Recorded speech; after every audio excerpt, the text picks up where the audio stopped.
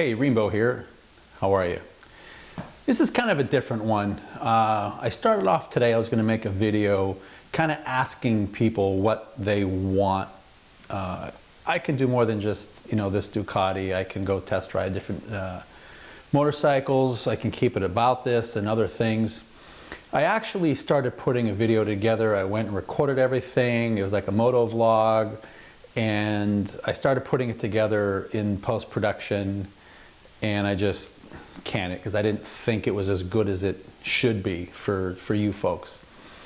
And then today I put together another pretty good video, what I thought was pretty good, that I shot last night, and rendered it, had it all ready to go to upload, and I just didn't think it was really where it needed to be. So I never uploaded it. So I'm trying to figure out what you want to see versus me just throwing stuff up just for the sake of throwing stuff up. I don't want to do that. So that's what I want to ask you, but that's not why I'm doing this. This is going to be a little bit different. I'm going to talk about really the psychology of riding a motorcycle and the risk versus reward. Now, I'll tell you that the first time I got a motorcycle, I was either 8 or 9 years old. I got a little Benelli 60cc, and back then the alley behind the houses weren't paved, so I used to just rip up and down the alley with that thing. And then I graduated to an Enduro, got an Indian, and just beat the pants off that. Bent the frame doing jumps and all kind of stuff. Very fortunate where I grew up in the Northeast, and had a lot of old coal mining areas that we were able to just really rip around and have a good time for years. Then fast forward today, I have this thing. I had the Indian Scout Bobber, which I really liked a lot. I kind of really missed that bike. But unfortunately, I was hit head on when I was sitting still. There's a link to the video about it if you want to see it. Wasn't injured. I'm fine. And, now I find myself sometimes not going out on a bike because I'm like, it's too risky. And I don't know why I'm feeling like that. And because once I get out there, I'm having fun. I'm a little aggressive the way I ride, and that might be part of it.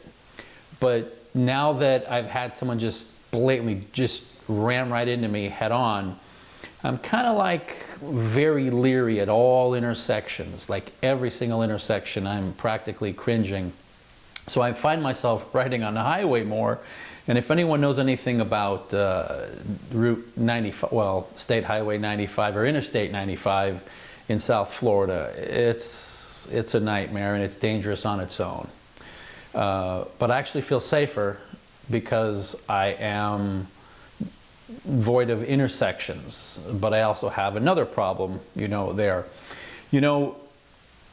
I've been in a bunch of accidents throughout my life, and one of the things that kind of crept up on me later is I was air crew on helicopters when I was in the Marine Corps, and we flew off the ship real early in the morning to cut across, and I survived a really bad helicopter crash on the Asian side of Turkey, and I basically lived and crawled out of the wreckage, and within 10 days I was flying again.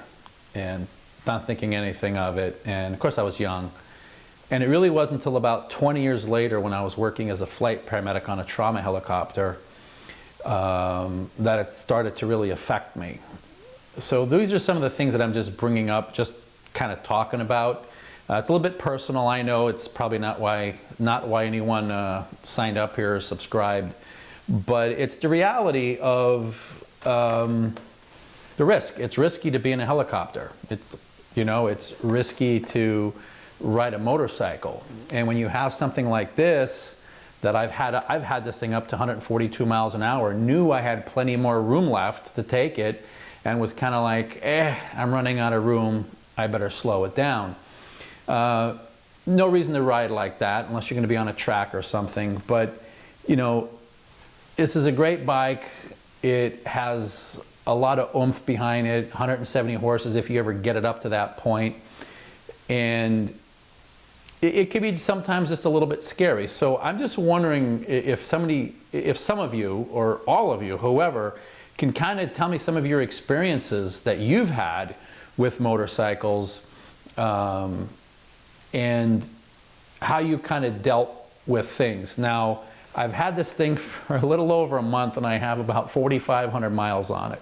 So obviously I'm not shy about riding it.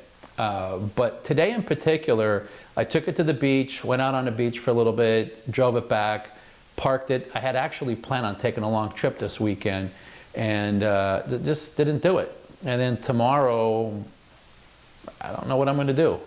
I'm meeting someone to do a hike in, you know, early afternoon, but in the morning, maybe I'll go out, maybe I won't, I don't know. It's kind of like I wish I lived somewhere else where I had more twisties and a little bit, you know, roads that weren't so congested and stuff. But for those of you who ride in areas that are really congested and have a lot of just insane, crazy traffic, how do you deal with it? How do you approach it? Because once I get on it, I don't want to get off. The problem is sometimes getting on the bike. So anyway, a little view into my brain, just something to bring up about the psychology of this, because, you know, these things are really great machines and a lot of fun. And I called it my therapy, especially when I run up and down A1A, because you just feel so safe. There's very few intersections. They're all only three-way intersections. But you know, this is not something I want to take up and down A1A, because this thing wants to just go, and I want to get out on some of those bigger, you know, bigger highways and longer stretches and stuff like that. So anyway, please comment below, like and subscribe if you look at some of my other videos, and let me know what you think, what your experiences have been, if you've had an accident, if you've gotten back out on the road. If you haven't, kind of let us know. This is Reambo. Have a good day.